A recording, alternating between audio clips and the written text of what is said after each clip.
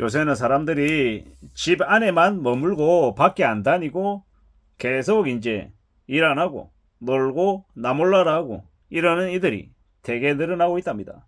세상이 너무 빨리 이렇게 좀 얼어붙고 있는 것 같다라는 겁니다.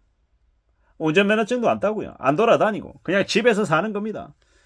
집 안에서만 살아도 인터넷하고 뭐 인터넷으로 배달 음식 시켜 먹고 유튜브 보고 넷플릭스 보고 티빙 보고 집 안에서 최대한 이렇게 지내도 괜찮은 겁니다. 그러다 보니까 택배가 이제 대세가 된 거죠. 남자도 여자도 젊은 청춘들도 안 만나는 거죠. 결혼도 안 하고요.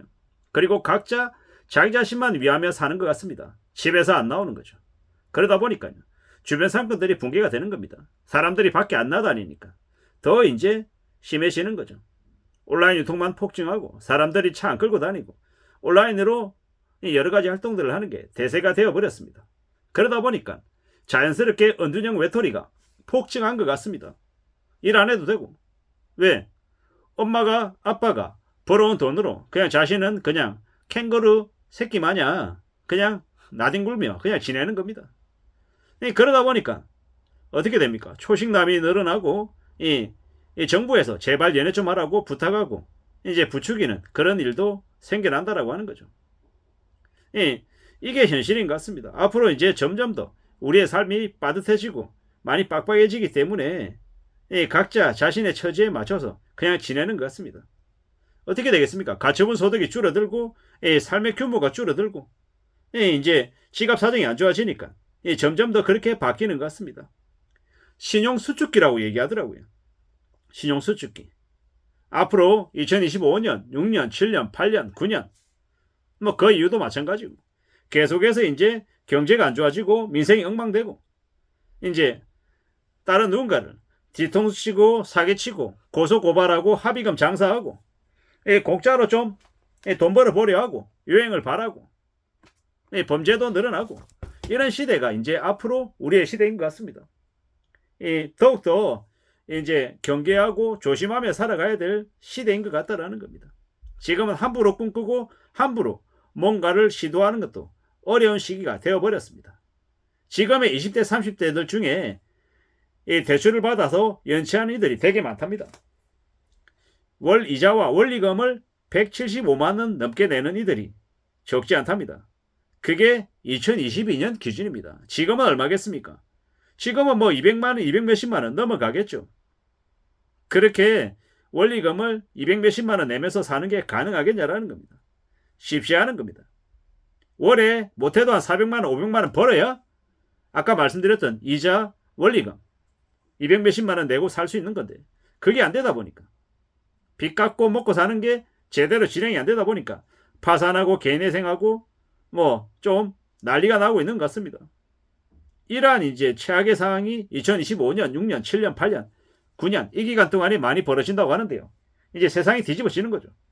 그들은 자기가 이제 바닥으로 내려갔다. 더 이상 바닥 아래 뭐가 없다라고 생각하는데 실제로는 바닥 아래 지하실이 있는 거죠. 세상을 살아가는 규칙이 바뀌는데 이제 대출이 축소되고 이 꾸준한 이제 항상 소득이 중요해지는 시기가 이제 지금인데 그걸 못 느낀 이들이 대거 많이 몰라가는 거죠. 그러다 보니까 돈 없으니까 밖에 못 나가고 계속 이제 혼자의 삶, 1인 가구의 삶을 이제 스스로 선택해서 살아가는 거죠. 그러다 보니까 주요 도심이 망가진다, 지방이 소멸한다, 뭐 이런 얘기가 거짓말이 아닌 거죠. 근데 참 씁쓸한 게요. 그런 이 지방의 구도심에도 삐까번쩍한 고층 아파트는 계속 올라가고 있다는 겁니다. 이게 뭔가 싶은 거죠. 이 전체적인 경제가 침체하고 있고 되게 주요 도심 빼고 나머지는 그냥 이렇게 황폐해지고 있는데 마찬가지로 청년들도 주된 직장 그러니까 대기업 중견기업 이상의 이제 일하는 직장인들은 2030들은 되게 적고 대다수가 되게 우울하게 불행하게 살아가고 있는데 이러한 분위기를 어떻게 바꿀 수 있을까? 좀 정치인들이든 아니면 이 경제 이 경영진 리더들이 좀 고민하고 생각해야 되는데 그런 게 없는 거죠. 나만 잘 먹고 잘 살면 되고 남들은 죽든지 말든지 신경도 안 쓰는 거죠. 그러다 보니까 이 세상이 이 나라가 어떻게 흘러가겠습니까? 점점 이제 안 좋아질 수 있다라는 생각이 자꾸 드는 거죠. 마지막까지 끝까지 피 빨아먹고 뒤통수 치겠다. 이런 생각들이 좀 더 많은 것 같습니다. 정부가, 이 공공기관이, 회사가 개인을 상대로 자꾸 그렇게 막장짓 하는 것 같다는 느낌이 좀 더 많이 듭니다. 어떻게 생각해야 되겠습니까? 어떻게? 참 쉽지 않은 시기다, 지금이다 라고 생각해야 되고요. 좀 마음을 굳게 먹고 살아갈 필요가 있는 것 같습니다.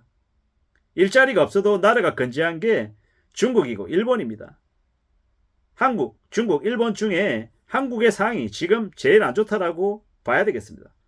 중국은요, 우리가 좋게 보든 나쁘게 보든 그네들은 시진핑 정책으로 이 부동산도 이 연착륙시키고 있고 여러 가지 이제 경제 활성화를 위해서 재원도 많이 썼고 이 AI든 로봇이든 이 여러 가지 이제 그 주요 산업에 대해서 투자도 엄청나게 많이 하고 있죠. 일본 이 다사사회, 그러니까 일본의 단카이 세대들이 죽으면서 이제 계속해서 적자 재정 같은 것들이 지금 플러스로 돌아서고 이 청년들이 이 완전 고용에 이제 이를 정도로 되게 이제 호황이죠.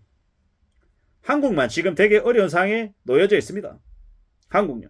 되게 불황이 심하고 일자리도 없고 청년들은 청년들대로 힘들어하고 중장년은 중장년대로 노년은 노년대로 전 세대가 이 상당수의 세대가 되게 우려와 두려움과 공포 속에 살고 있다는 겁니다. 어떻게 살아가야 되겠습니까? 어떻게 지내야 되겠습니까? 저는 지금의 시기에 분노하고 정오하고 지금의 기성 정치인들 그리고 기업들, 대기업들, 재벌들 주가 상승을 원하지 않고 상속하고 자기들만 호의호식하려 하는 그들을 향해 이 회초리를 들어야 된다고 생각합니다. 상법 개정해야 되고 이 정치인들 중에도 국민의힘과 민주당 그 거대 양당 독식체제가 깨어져야 된다고 생각하고 이 청년들과 중장년들, 노년들 모두에게 기회가 주어지는 그런 사회가 되려면요.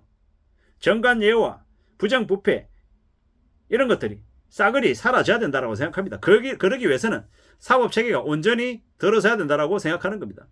이상한 말로 남들을 비방하고 이 여론몰이하는 그런 악인들에 대해서도 제대로 된 처벌해야 되고 이 온라인상에서 이 실명 댓글 다는 것도 있어야 된다고 생각하고 이 재벌의 자식으로 태어나서 회장 노릇하고 있는 그들이 이 경영을 잘못해서 실적이 마이너스가 나고 이 회사에 손해를 끼치면 물러나게 해야 되고 일 잘하고 능력 있는 사람이 경영진이 되고 CEO가 되어서 이 세계를 무대로 경쟁해서 더 많은 성과와 더 많은 실적과 이익을 가져다 줘야 직원이든 아니면 나라에 있는 국민이든 좀 더 삶이 나아지지 않겠나 라는 생각을 해봅니다. 아무쪼록 지금은 가만히 있을 시기가 아니라 목소리를 높여야 되는 시기다 라는 말씀을 좀 드리고 싶었습니다. 이상입니다.